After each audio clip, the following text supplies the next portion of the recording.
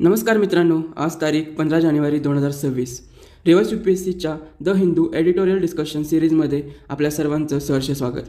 आर्टिकलचं नाव आहे mineral diplomacy. GS3 मधल्या energy या टॉपिकशी निगडीत हे आर्टिकल आहे. या आर्टिकलमध्ये आपण एक अत्यंत महत्त्वाचा विषय समजून घेणार आहोत, ते म्हणजे भारताची मिनरल डिप्लोमसी म्हणजेच खनिज राजने. सध्या भारताचे क्लीन एनर्जी ट्रान्झिशन वेगाने सुरू आहे, पण इथे एक मोठी अडचण आहे. भारताला बॅटरी, इलेक्ट्रिक वाहनं, सौर ऊर्जा आणि ग्रीन तंत्रज्ञानासाठी लागणारी क्रिटिकल मिनरल्स आणि रेअर अर्थ्स मोठ्या प्रमाणावर आयात करावी लागतात. आणि जेव्हा चीनसारखा देश एक्सपोर्ट कंट्रोल्स कडक करतो, तेव्हा भारतासाठी ही गरज अजूनच अर्जंट बनते. आता प्रश्न असा आहे, फक्त खनिज खरेदी करून प्रश्न सुटतो का? तर उत्तर आहे नाही. कारण खरा चोक पॉईंट आहे प्रोसेसिंग. म्हणजे खनिज सापडलं तरी ते शुद्ध करणं, रिफाईन करणे आणि पुढे बॅटरी ग्रेड मटेरियल बनवणे ही खरी स्पर्धा आहे. म्हणून भारताने द्विस्तरीय उपाययोजना करणे गरजेचे आहे.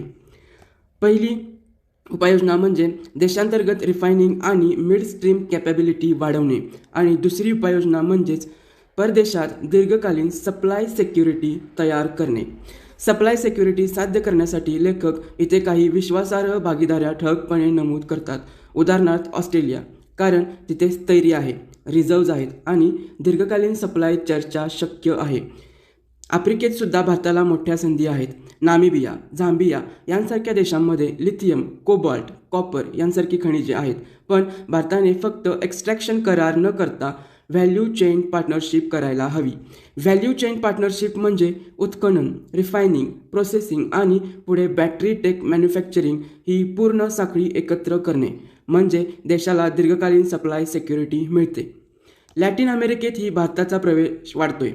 अर्जेंटिना, चिली, पेरू इत्यादी देशांमध्ये भारताची इन्व्हेस्टमेंट वाढते. काबिलने म्हणजेच खनिज बिदेश इंडिया लिमिटेडने अर्जेंटिनासोबतही करार केला आहे.